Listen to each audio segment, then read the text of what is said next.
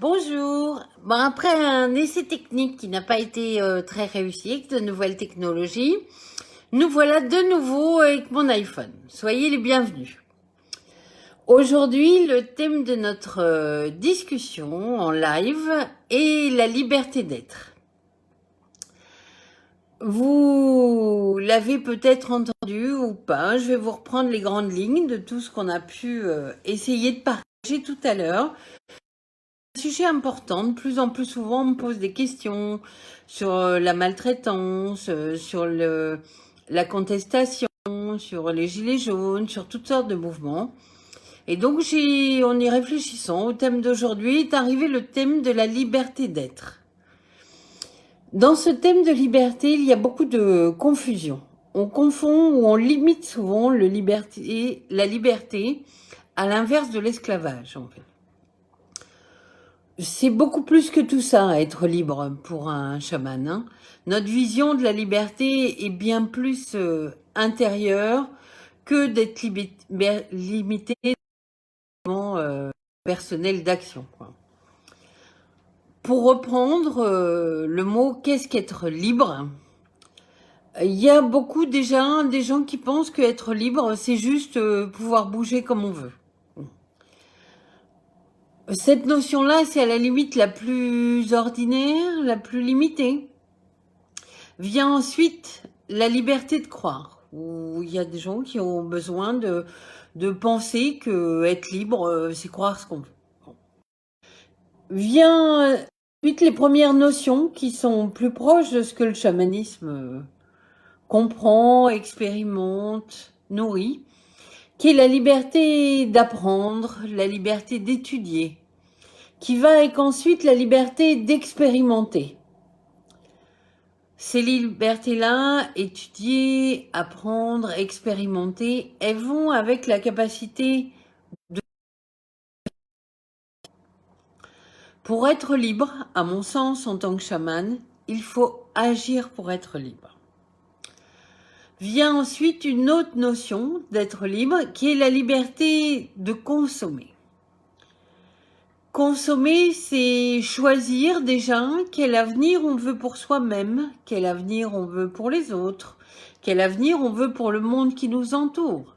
Alors bien sûr, il y a la liberté de consommer dans le monde alimentaire, manger ce qu'on va vouloir, manger du bio, manger de l'agriculture raisonnée, acheter un petit producteur, une centrale d'achat. Ça, c'est une notion de liberté de consommer, mais oserais-je vous dire que c'est la plus simple. Viennent ensuite la liberté de consommer de tout ce qui est lié au monde des énergies. Consommer de l'électricité, consommer du courant, consommer de l'internet, consommer des logiciels de jeu. Toutes ces consommations-là sont aussi notre liberté d'utilisation, mais engagent aussi les évolutions technologiques, l'avenir qu'on est en train de se construire et les solutions qu'on doit mettre en place si c'est vraiment ce qu'on souhaite vivre.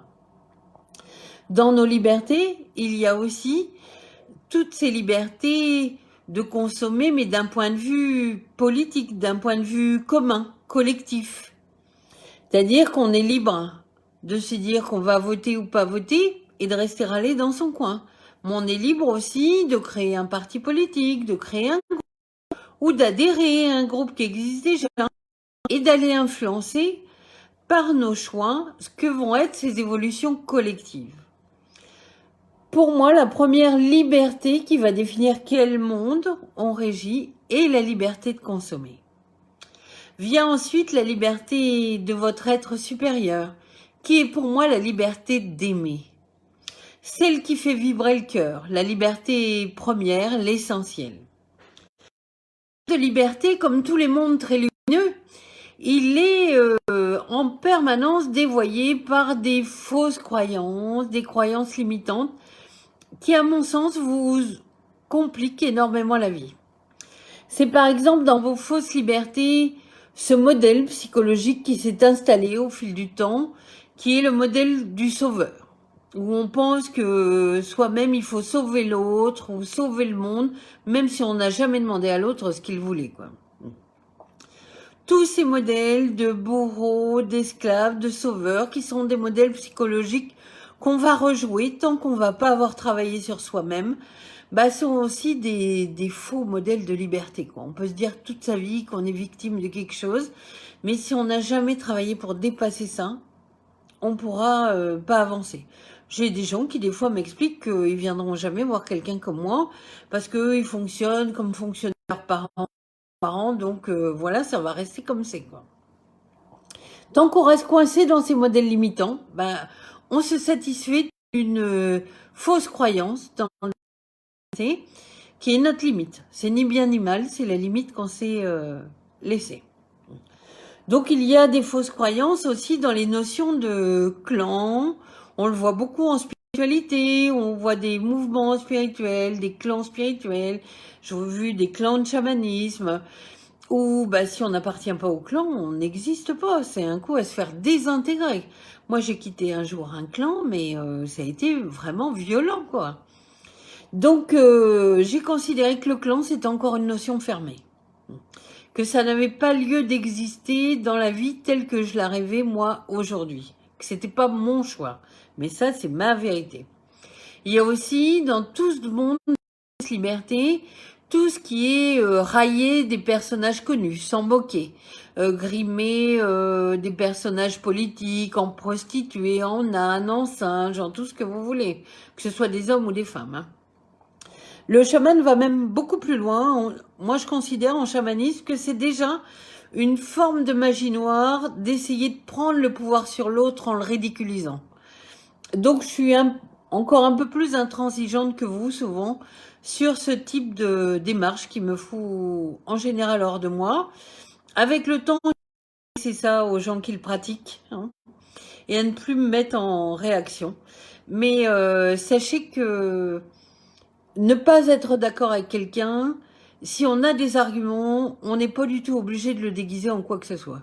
On peut juste expliquer aux autres quelle est notre vision du monde, en quoi on la trouve plus appropriée, et puis que ça fonctionne. Quand on a regardé ces notions de liberté, tout ce qui est ces fausses croyances en liberté, arrive le modèle de la nature, qui est mon maître par excellence. Quand vous allez voir une forêt, que vous regardez comment les arbres vivent ensemble, vous avez tout compris.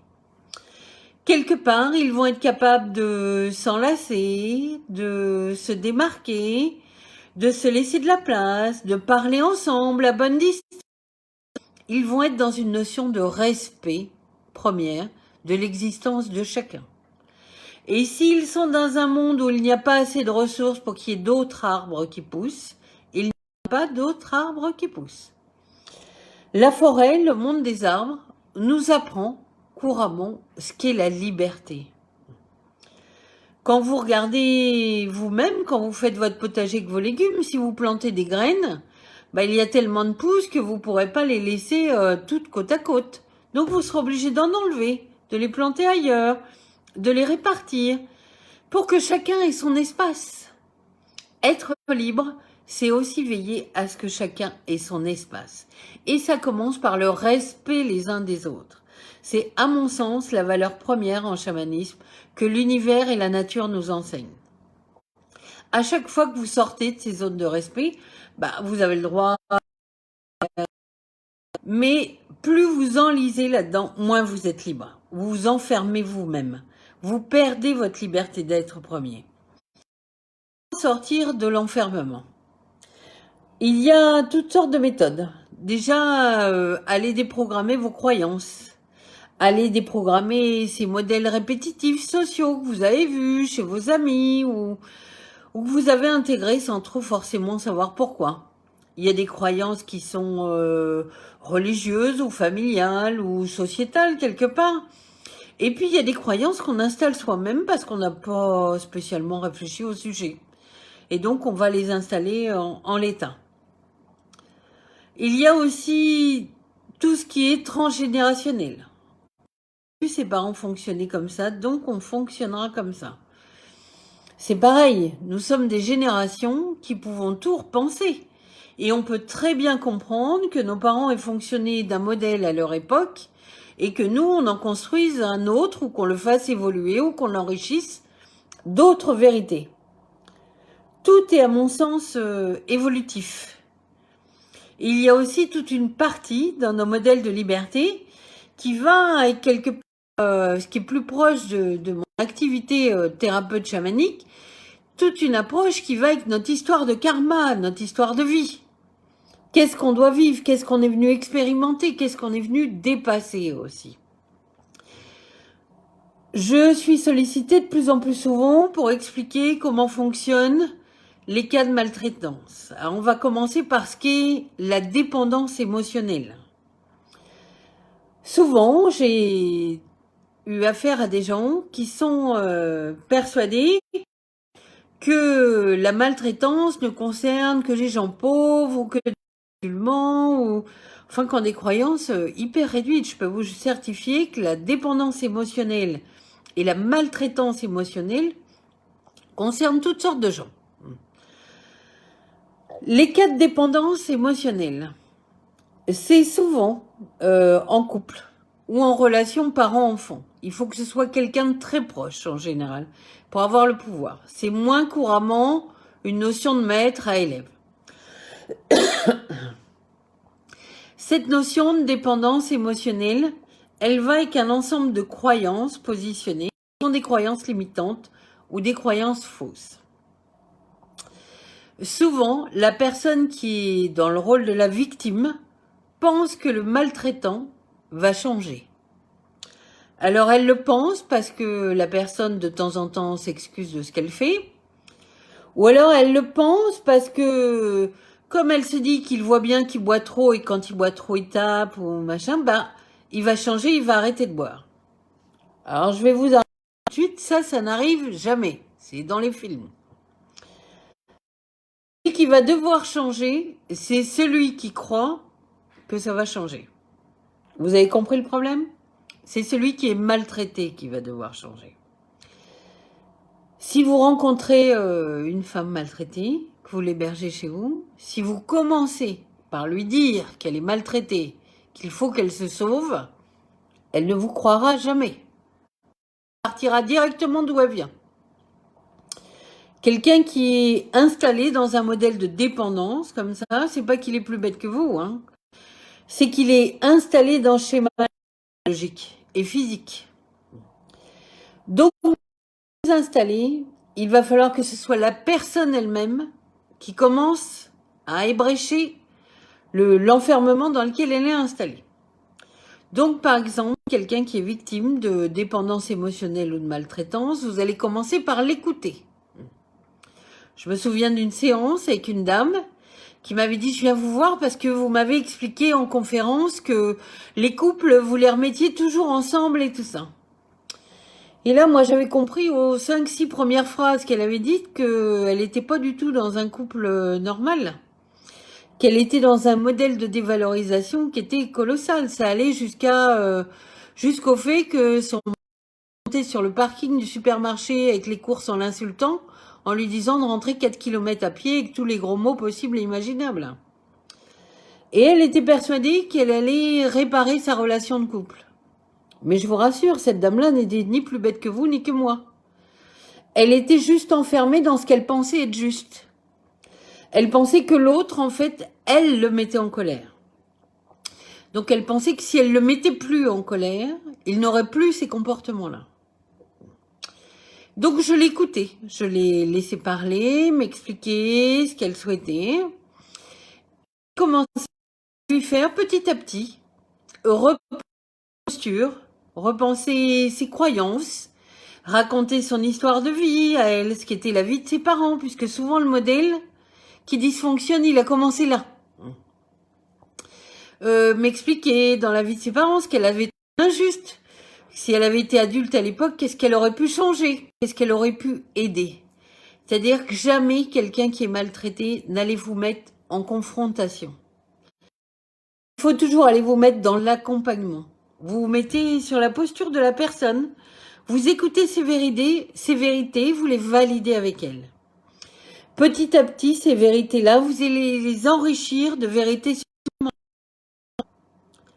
J'ai eu une dame il y a quelque temps qui m'appelle, qui me dit il faudrait que vous receviez mon mari d'urgence, hein. Parce que vraiment, ça va pas du tout. C'était bien avant le confinement, hein. Elle me dit tous les samedis soirs, il sort avec ses potes, il boit trop, il rentre et il est violent, quoi. Je me retrouvais sans voix au téléphone. Je lui dis mais en fait vous voulez une séance pour votre mari? Elle me dit ah oui oui oui, il faut impérativement. Je lui dis l'arrêter de boire, d'accord. Je lui dis mais vous le samedi soir, pourquoi vous allez pas dormir chez une copine ou chez vos parents ou pourquoi lui après il va pas dormir chez un pote ou enfin. Elle me dit ah ben non, hein, mais c'est pas possible, c'est mon mari. Donc il rentre à la maison quoi. Je lui dis d'accord et vous savez que guérir de l'alcoolisme ça va pas se faire rien que le fait que j'y pense quoi. Elle me dit ah oui oui mais c'est pas grave, ça va prendre du temps mais on prendra le temps. Et en fait cette dame tellement enfermée dans son modèle de croyance qu'elle était dans l'illusion que son mari allait changer un jour.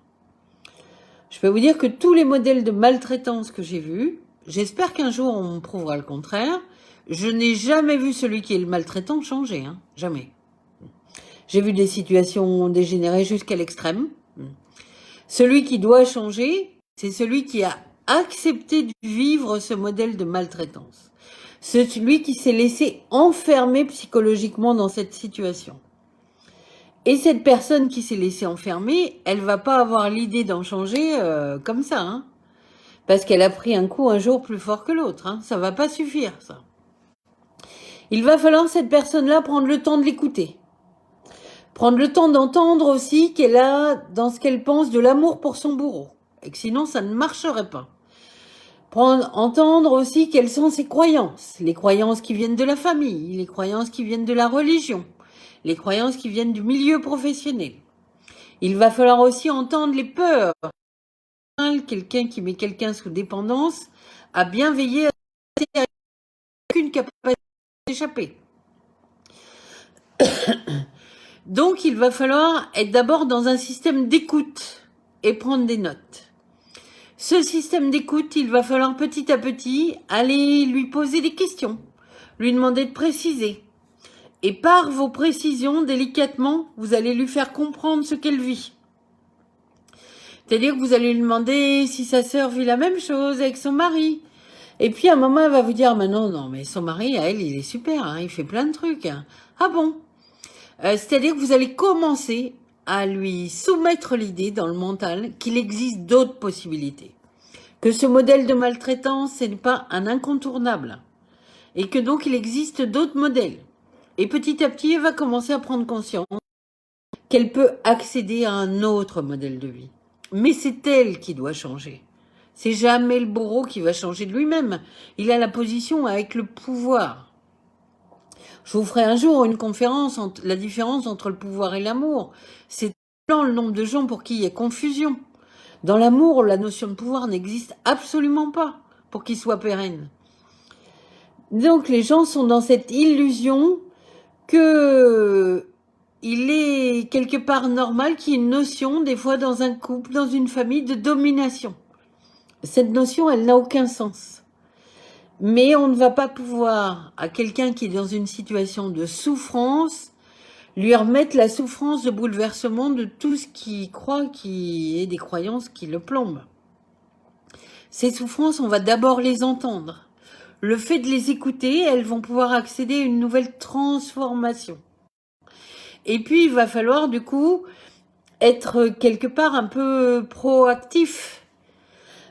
Une personne qui veut changer, eh bien, il va falloir à un moment qu'elle rentre dans cette dynamique d'aller changer. Et puis, c'est pas juste changer d'apparence ou de réflexion, hein. C'est changer la perception qu'on a de son histoire de famille.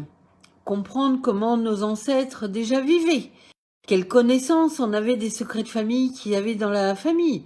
Moi, j'ai vu des gens me ramener des mémoires de violence qui déjà parcouraient 5-6 générations avant eux, qu'il a fallu démêler. Je me souviens de cette jeune femme à distance en Auvergne. Et quand je lui ai dit ça, elle m'a dit, mais elle me parlait plus au téléphone. Je lui ai dit, il y a un problème avec ce que je vous ai dit. Je lui ai dit, j'ai rarement vu des modèles de violence comme le vôtre. Elle me dit, mais je suis mariée qu'un écologiste révolutionnaire. Je lui ai dit, bah, vous avez reproduit le même modèle que toute la famille. Vous l'avez mis dans l'air du temps, mais c'est tout. Donc comprenez qu'on a des modèles répétitifs qui descendent les couloirs du temps et qui ne font pas de nous des incompétents de ne pas les avoir résolus, ils font juste de nous des êtres humains. Donc il faut vous faire aider pour détricoter tout ça, ça vient pas tout seul. Tout ce qui est transgénérationnel, tout ce qui est égrégore collectif, les croyances par rapport au mariage. Moi je croyais qu'il fallait attendre son mari pour faire tout. J'ai passé des années à mourir d'ennui dans un mariage parce que j'ai un mari qui voulait jamais sortir, qui voulait jamais dépenser d'argent, qui voulait... Et moi je ne rêvais que comme je travaillais beaucoup, dépenser mon argent, aller au théâtre, à vivre. Pour moi, c'était vivre à cette époque-là.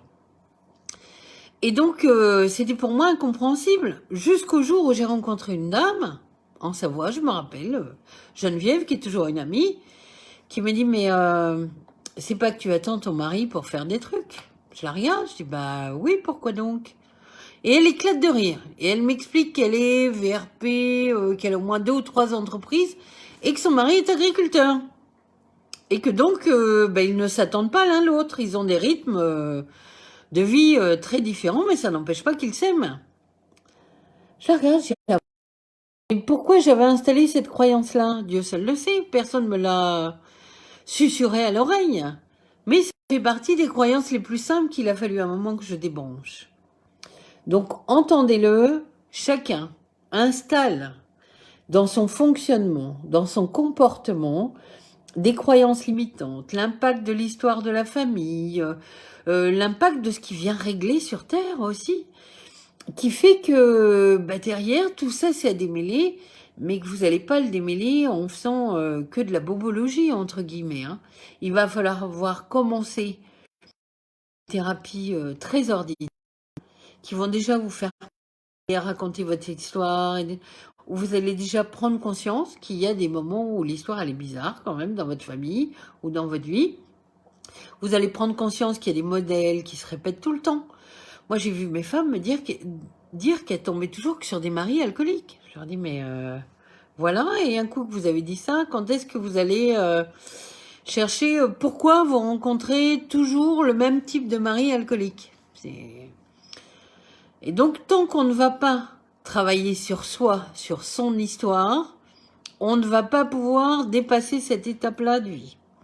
Tant qu'on reste coincé dans la croyance que notre mère vivait la même chose, donc que c'est normal qu'on vive pareil, c'est pareil, on ne va rien pouvoir décoincer. Quand je dis souvent que c'est les femmes qui ont le pouvoir sur les maltraitances, c'est les femmes qui, à mon sens, ont le pouvoir d'expliquer aux femmes ce qui est normal et pas normal. Mais c'est aussi toute une éducation à partager avec les hommes.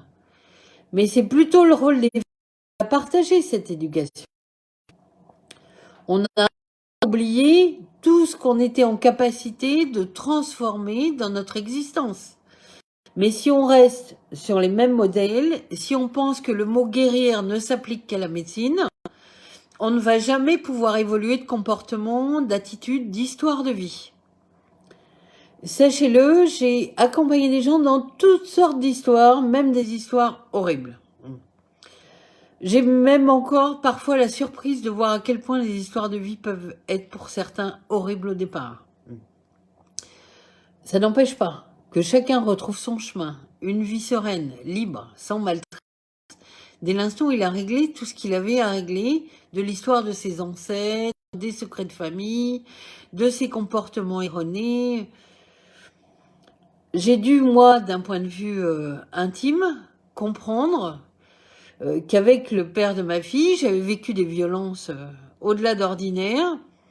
Et un jour, j'ai dû comprendre que ma posture, quand je me sentais agressée à cette époque-là, nourrissait sa violence. Ça m'en fait tousser tellement c'est puissant. C'est-à-dire que parfois, on va se mettre dans une posture, pensant se préserver, qui va envenimer la crise plutôt que l'éteindre.